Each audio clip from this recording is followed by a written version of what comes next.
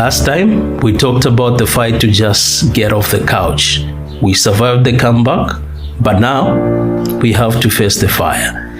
This isn't a hostage negotiation anymore. This is war. I'm doing burpees, I'm jumping, I'm moving fast, and I'm terrified.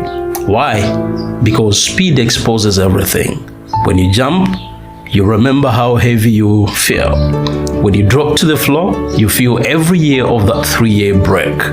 My heart is pounding. I haven't felt this in a long time. And a part of me is screaming, why are you doing this?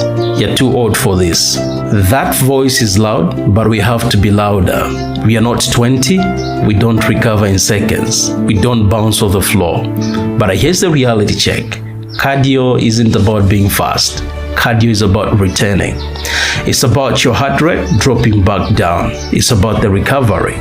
That's the measure of a veteran. When you feel that gasping breath, that burn in your chest, that isn't a sign you're broken. That is a sign you are awake. For 3 years, my heart was cruising. Right now, it's having to fight. And that fight is what brings you back to life. Look at my face. I'm not smiling. I'm not gritting my teeth heroically. I'm just surviving. That is the raw, ugly truth. When you feel like you can't breathe, that is your body lying to you. It says stop. But we are training it to say go. We aren't doing this for a trophy. We are doing this so we can run up the stairs without a pause. We are doing this so we feel light on our feet again. We are doing this to earn breath back. If you're watching this and you're scared to push the pace, I get it. It hurts, it sucks, but pain is temporary.